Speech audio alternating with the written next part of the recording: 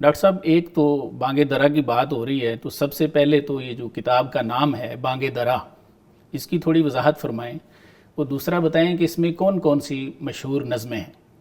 جی سر یہ بہت اہم اور عمدہ سوال کیا آپ نے کہ اس کا مطلب تو معلوم ہونا چاہیے نا ہمیں جی کہ 7 سالہ جشن بانگ درا منا رہے ہیں اور نوجوانوں میں بچوں میں بانگ درا نام بڑا مشہور ہے. جی شروع میں ہم نے بات کی اس حوالے سے، سر تو مطلب اس کا قوم کو آنا چاہیے ضرور. اور بڑا زبردست نام رکھا ہے علامہ اقبال نے، اور علامہ اقبال کی جو فنی خوبیاں ہیں ان میں ایک یہ بھی بڑا نمایاں پہلو ہے کہ انہوں نے اپنی کتابوں کے نام بڑے یونیک ہاں اور بالکل بڑے ایسے بے مثل و بے نظیر اور بے مثال نام ایسے رکھے ہیں آپ نے.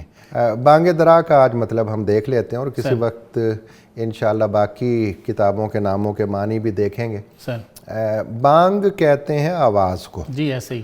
اور درا وہ گھنٹی ہوتی ہے جو قافلے کے کوچ کے وقت بجائی جاتی ہے.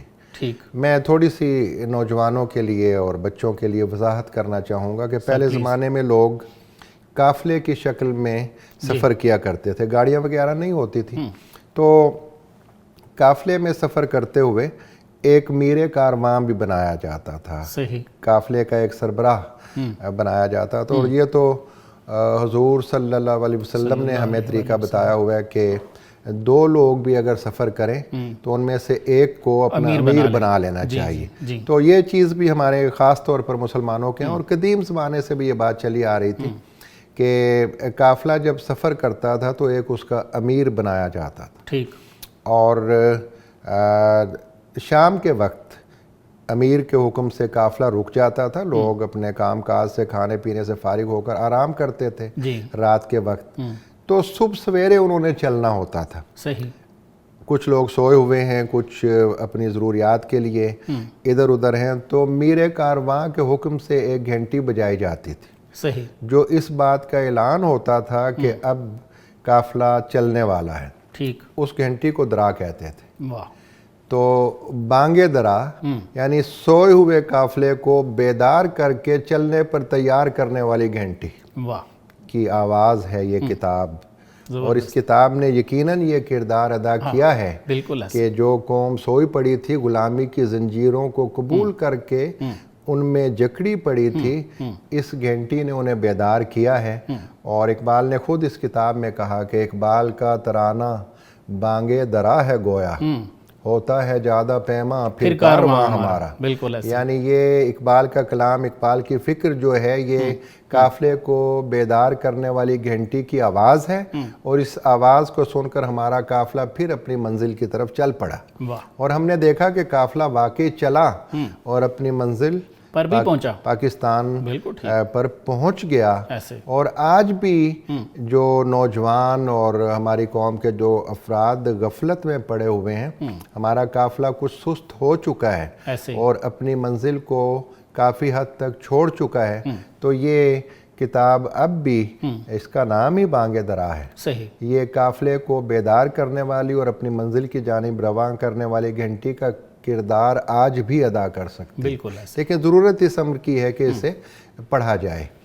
سر اس کی کچھ خاص مشہور جو نظمیں ہیں ان پہ کچھ تبصرہ. بہت ہی مشہور ترین یہ کتاب بھی علامہ اقبال کی مشہور ترین کتاب ہے، اور ان میں جو نظمیں ہیں ان میں سے بھی کچھ نظمیں علامہ کی مشہور ترین نظمیں ہیں.